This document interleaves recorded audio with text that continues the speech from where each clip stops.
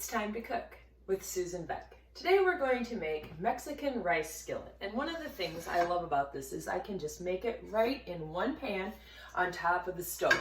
We're in the heat of the summer where you really hate to turn on your oven to make a casserole. So if you can make a casserole or something on the top of your stove, you can really keep your house a lot cooler and not be sweating away because the oven is on. So today we were going to use several ingredients. I like this recipe because these are all ingredients that I usually already have in the house, so it makes it a quick, easy casserole, and it will remind you a bit of tacos. Tacos are a favorite meal at our house, so this is a way to just change it up a little bit. We're going to use 1 pound of hamburger, and we will be seasoning that with some taco seasoning, 1 package, or I'm going to use 3 tablespoons of my homemade taco seasoning, and I will post that below so that you can see that video as well. I never buy taco seasoning anymore. We're going to use a cup of salsa, a cup of corn, 1.5 cups of shredded cheddar cheese. I had 1 small onion. I suppose I got about 1/2 cup of onions there. I'm going to use 1 can of tomatoes and 2 cups of chicken stock. I've mentioned before in some of my videos that you can buy the boxed chicken stock. You can make your own chicken stock, or today I'm just going to use 2 cups of water and 2 teaspoons of this bouillon. The little cubes would work as well.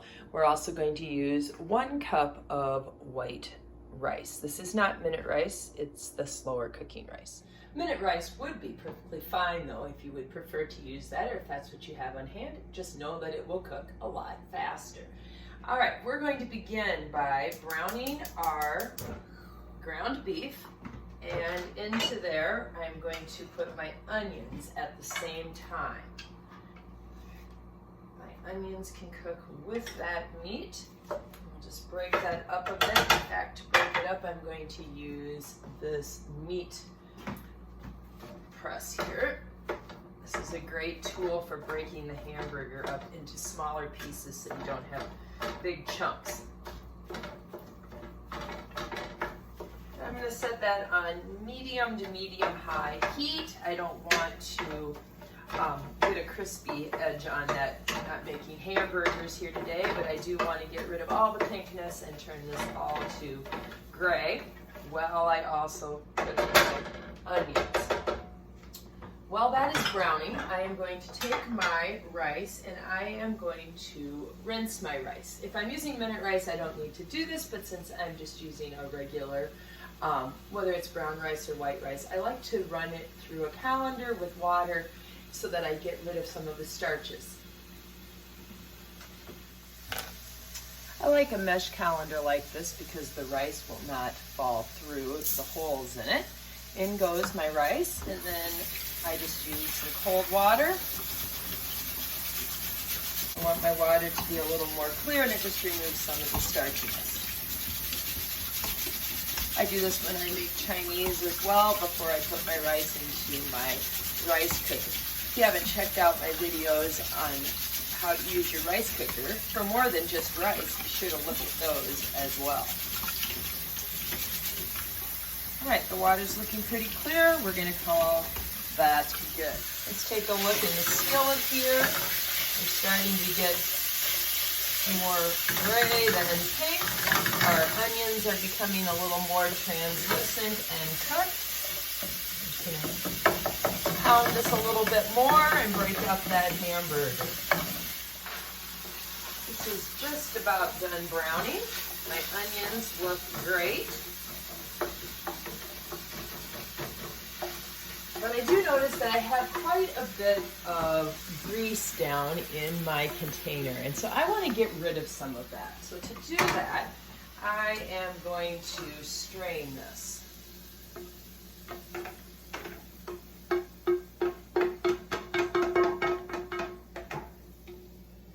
Such tools here.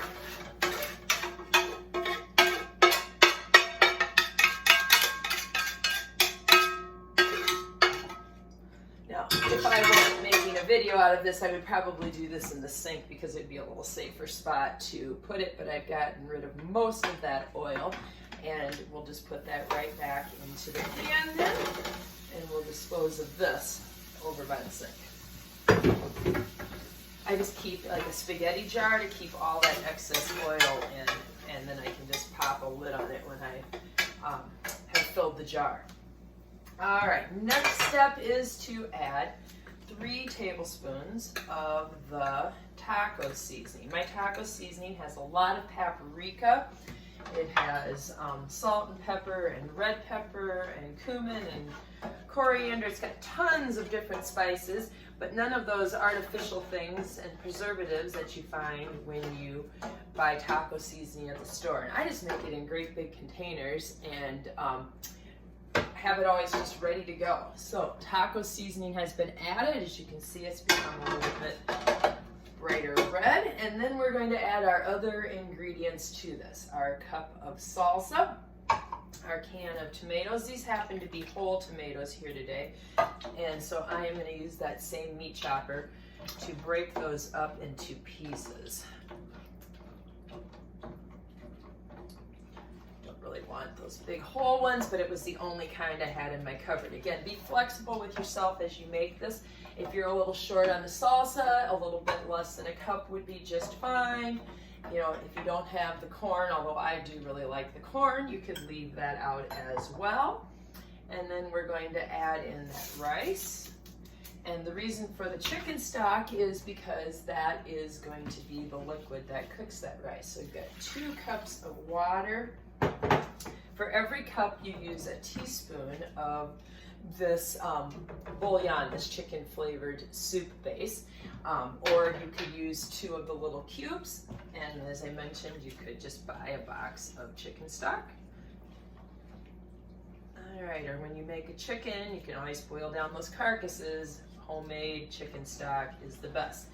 Now the only thing that I have not put in there yet is the cheese. That will go on the top at the end to kind of garnish it and make it look nice. So we are going to get our heat going again, and I'm going to put this on about medium, and I am going to put a lid on it. In fact, I'm going to move it to my back burner because sometimes my front burner it's a little bigger and it gets hot a little faster. So back burner, we're going to put on a lid.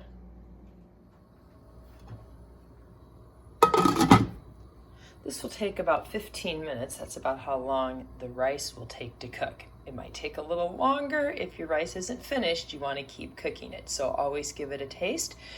Keep in mind also that if you run out of liquid, you're going to need to add a little more. So we can add a little more water if necessary. We don't want it to stick to the bottom. It's a good idea to stir frequently just to be sure it's not sticking to the bottom of your pan.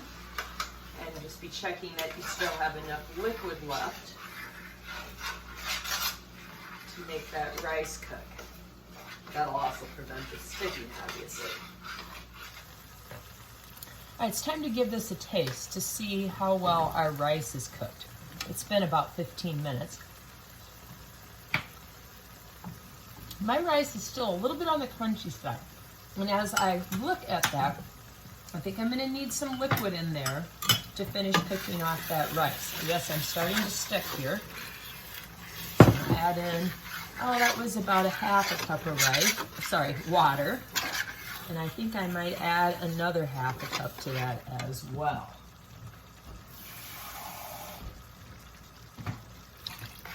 There we go. About a cup of water to get that rice cooked, I think, will help. You need that liquid so that the rice can absorb it. All right, we'll keep this on medium heat. Actually, I might even turn it down to low here. I'll turn it down a little bit more, down to low or medium low. And I'm going to put my lid back on it, and I need a few more minutes to get that rice done. Well, I've cooked that for about 5 more minutes, and most of my liquid is gone again. So I'm going to give that a taste and check for the doneness of the rice. Again, that's really the determining factor in this, is when is the rice done. Much, much better. That rice is not crunchy at all anymore. So we're ready for the last step, which is to drizzle the cheese on the top. Got about a cup and a half of cheddar cheese here. You could use a taco combination of shredded cheeses or whatever you like. Again, this is a great casserole to make just with what you have. You could use fresh tomatoes or canned tomatoes. Put the corn in, leave the corn out. Add in black olives. The type of cheese doesn't really matter either. Do this with some ground turkey or ground chicken. So it's a nice, simple casserole that you can usually make with things you have in your own pantry and refrigerator. To get the cheese to melt, I simply put the lid back onto it for just 1 or 2 minutes, and then it becomes nice and melty on the top. And we're just going to scoop up some of this onto a plate and see how this tastes. It's ooey gooey with all the cheese in there, and it's just got a nice look with the bright red tomatoes and the chunks of corn. Let's give it a try. Nice and spicy with the taco seasoning and the salsa. And it's just a very quick, easy way to make a recipe for your family on the top of the stove and keep the heat out of your home. Keep it in the casserole.